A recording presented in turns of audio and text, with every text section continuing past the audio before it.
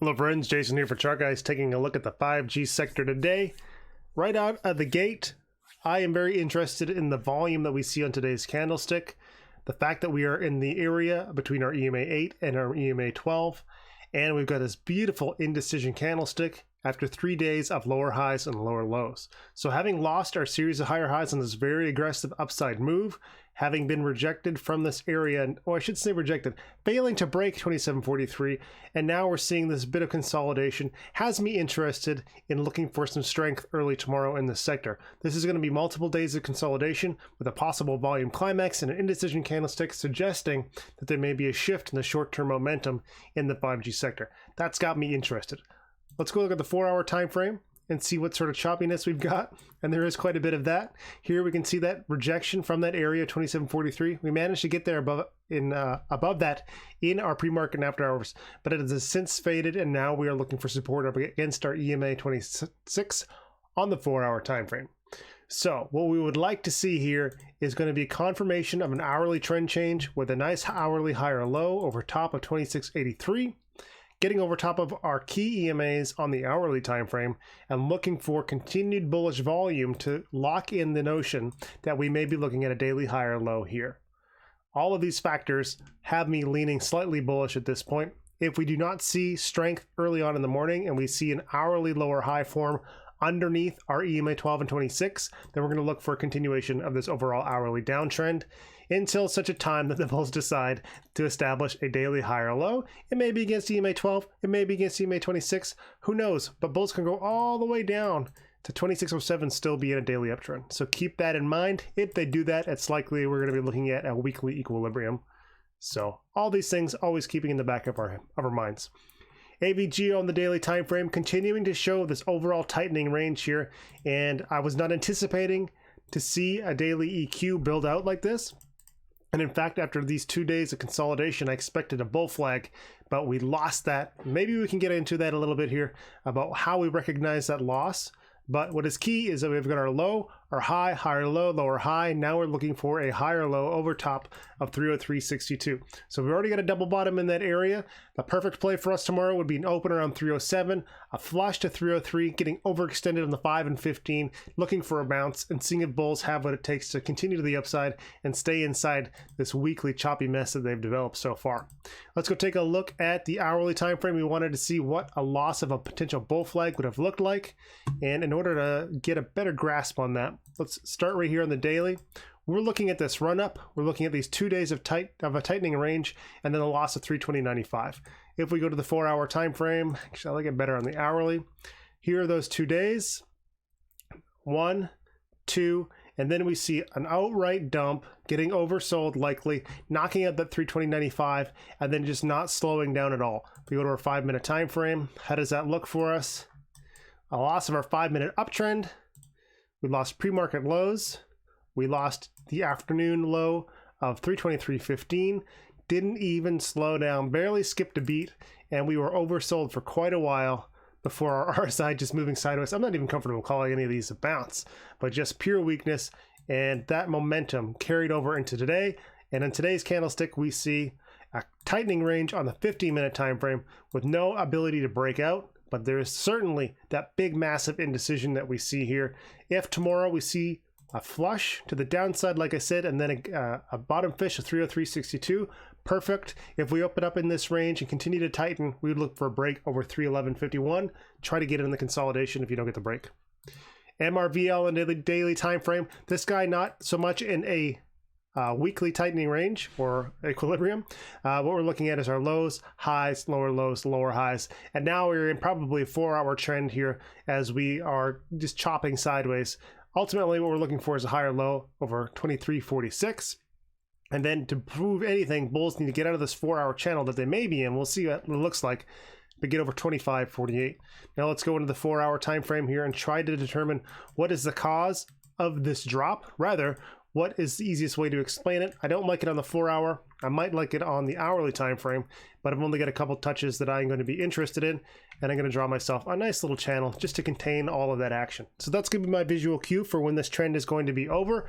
It's not a very well established hourly trend. We've only got a couple touches, and I don't like trends that only have a couple touches because they could very easily have just been drawn like this the day before and said, hey, this is a wedge. But you know what? With only 2 confirmations and not 3, you can't confirm anything.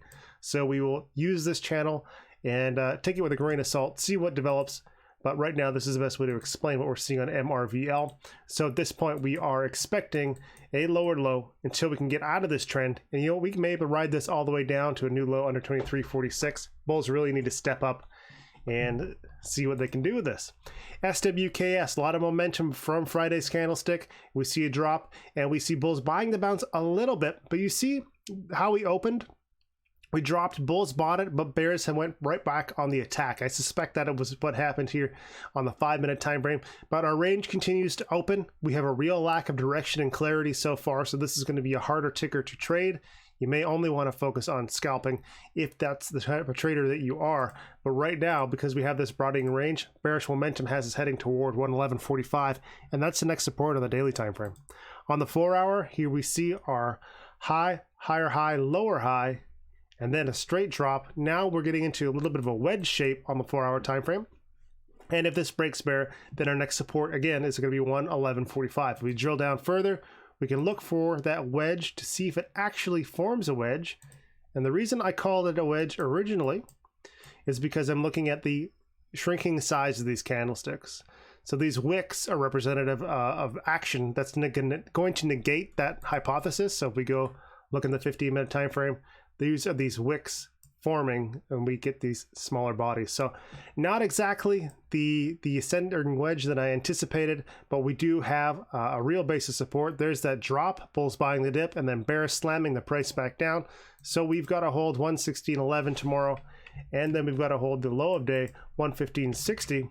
If bulls want to get this show on the road, they need to conclusively prove that they can get over 117.23. Then they're going to have resistance at high a day. INSG on the daily time frame, a little bit stronger than I anticipated, and it looks like we may be making an attempt to break out of this little quasi bull flag on the daily time frame. I do not like this upper wick. So if we continue to see 5G downside action, that is going to weigh down on INSG, and it's going to make it more difficult to break out of this overall potential bullish pattern that we've got. So in order to continue the upside, bulls need to break 874, and we do have daily support down at the low, our current daily higher low 784 on the 4-hour time frame, looking for a little bit of clarity. And you know, we got a pretty nice little channel here actually. We go ahead and draw our supports, pick that red. I'm going to pick these dojis, and you know what, I'm picking this doji because that is the only thing that I've got for this little cluster. But if I go back up here, I see this nice little red, and that correlates well. Then I'm going to go and grab the rest of my data, try to incorporate that, and I like that quite a bit. So we could just look at a 4-hour grind here, looking for our supports. You can see our EMAs are following in closely, but that is a nice level to utilize. If we break bear on that, then we're going to be looking for downside continuation and a test of 784, which is going to be a nice little drop outside that channel at this time. And lastly, ADI on the daily time frame. Where are you? Big bear attack. Bulls bought the dip out of the gate, bounced off of our EMA 26, and I'd say they've got quite a bit of momentum here going into the next day. What I would like to see is bulls break 119.37 with some good volume. Looks like earnings are coming up soon. When is this? According to TradingView, it is tomorrow.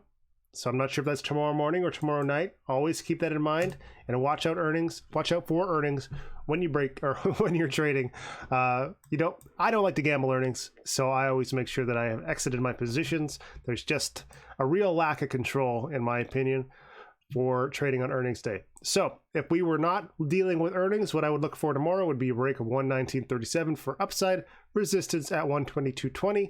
And if we see downside continuation, we're going to look to the 4-hour time frame for a little bit of clarity, in which case the loss of 114.01 would have us going back and looking for daily consolidation, and that would put us well inside this daily uptrend with a possible higher low over 110.45. So to reiterate, if we lose the 4-hour uptrend, we're going to look for daily consolidation and we need a daily higher low over 110.45 for the bulls to continue this little march. Anyway, that is it for today. Thank you so much. I appreciate all of you guys and all the questions. I really enjoy the questions that you post on YouTube, so feel free to do that. I'll do my best to answer.